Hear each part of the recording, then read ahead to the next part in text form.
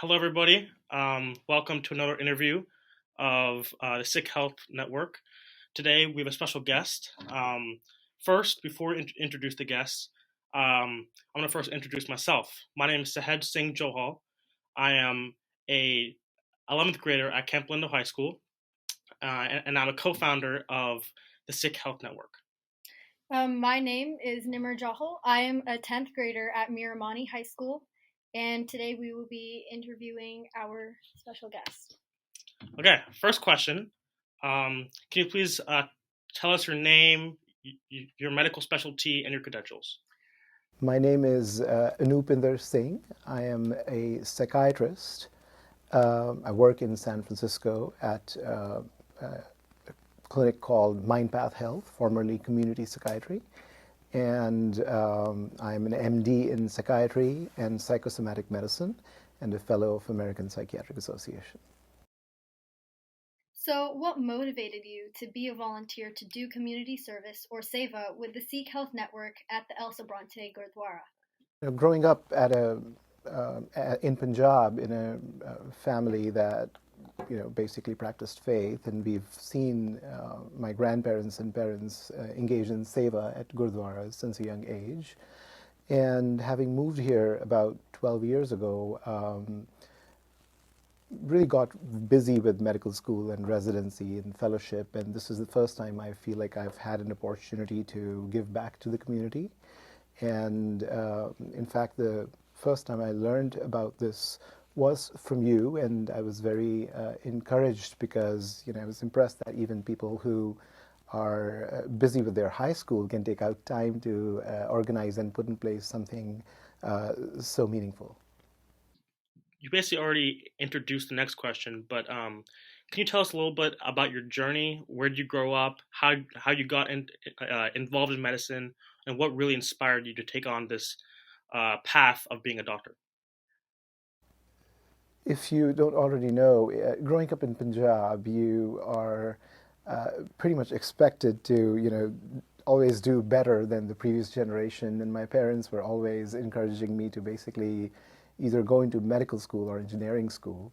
And that decision was made easier because I had the privilege and opportunity to observe all of my older siblings and cousins go into various specialties of medicine. So I had that opportunity to being exposed to what it takes and also what it means to be a physician. So in a way, it was inspiring, but also in a way, it gave me, I guess, a peek into the fact that this is not necessarily an easy journey, but one I encourage to take up. And I understand that medical school is especially it's one of the most difficult to get through, and there's definitely a lot of hardship, and it's a long process. So, what obstacles did you have in this long journey, and how did you navigate through them? If you ask me, coding camps are harder. I think that if you put your mind to what you want to accomplish, it doesn't seem that hard anymore because you have to reach out internally, or I should say, reach in internally to seek that motivation.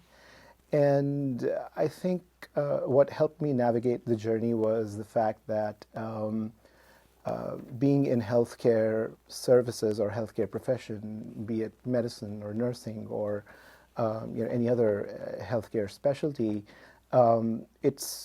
it is so meaningful and rewarding and satisfying that whatever obstacles you might see in terms of maybe it's competitive to get into medical school, or maybe you have to study or work harder or longer hours, as long as you have your sight set at the reward or the light at the end of the tunnel, which is you get to see something so meaningful and life altering for so many people, it really makes it easier. Yeah. As life continues on, obviously there's going to be change. Um, like professions may change, life may change, people might change. So, as you look out in the next 20 years, how do you see the role of of your medical specialty change and evolve over time? You're correct. Things change. In fact, even in the past 7 years of me practicing here in California, things have changed drastically in terms of practice of mental health and psychiatry. The one way that I see things evolving, or I hope they evolve in that direction, actually, is that the approach to mental health or its treatment shall become more collaborative, comprehensive, and holistic, to where instead of maybe hiding or stigmatizing mental illness and only seeking help when it's beyond the point of no return, I see people being more on board with preventing mental health, talking about it openly, taking timely steps to enhance their mental health and coping skills, so that they are not always at the receiving end of healthcare, but rather they're collaborating and participating in prevention of mental illness rather than treatment of mental illness. And like focusing on mental illnesses, it is a prominent topic. And yes, in the next 20 years, people hopefully will be more open to talking about it. But especially for high schoolers, it is a stressful time. And I'm sure a lot of people are still uncomfortable talking about it. But what would you think? What do you think is the most helpful way to advocate prevention of these illnesses that you specialize in?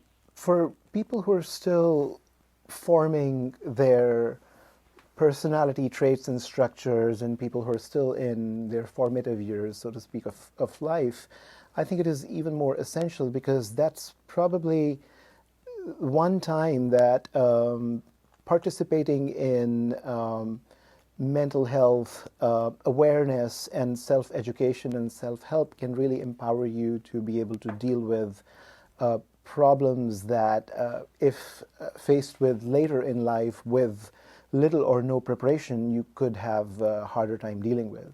For instance, in the past couple of years with the pandemic situation, even though a lot of people have found it harder to deal with mental health and its challenges, I feel like people who've maybe never needed to deal with mental health challenges probably had an even harder time because of various reasons. Maybe they weren't always attuned to mental health, or that it could be disrupted, or how to face a challenge.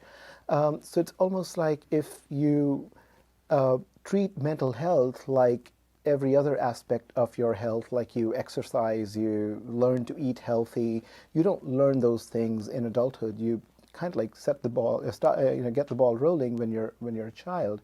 So if along with that there is some participation or some instruction on an ongoing basis about what mental health is and how to keep up with it in the childhood and then the formative high school years, which tend to be the more stressful of the most childhood years, I'm sure, I think that can go a long way in making children and then people feel more empowered to handle any mental health challenges.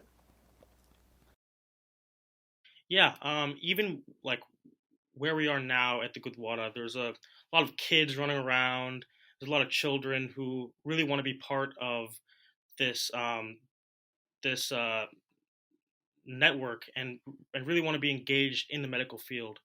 So, what would your advice and message be for young and inspiring students in high school or college or even elementary school or middle school who hope to be a doctor or be in a profession where it involves medicine?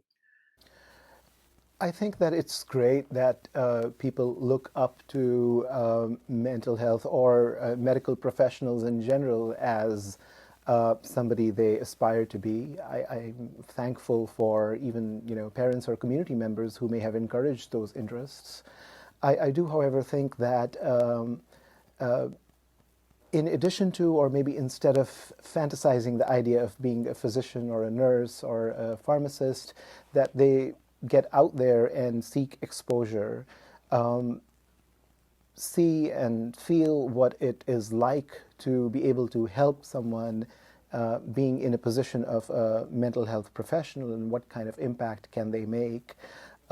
Sometimes it may be easy to fantasize about an idea of what you want to be, but if you don't always have an insight into what that looks like, there might be a mismatch as to what you thought a particular profession was going to be and how it ends out. So I think it's always a good idea to talk to people you know, seek a mentor, take up volunteering opportunities like the one that you're offering here through this clinic. And that should really help reinforce and consolidate their interest, and they would have an opportunity to maybe know more, ask more questions, and maybe even encouraged to do more than they were before. Thank you so much. Those are all the questions for today. I just want to thank you for your time and your effort that you put in today, and thank you. Thank you.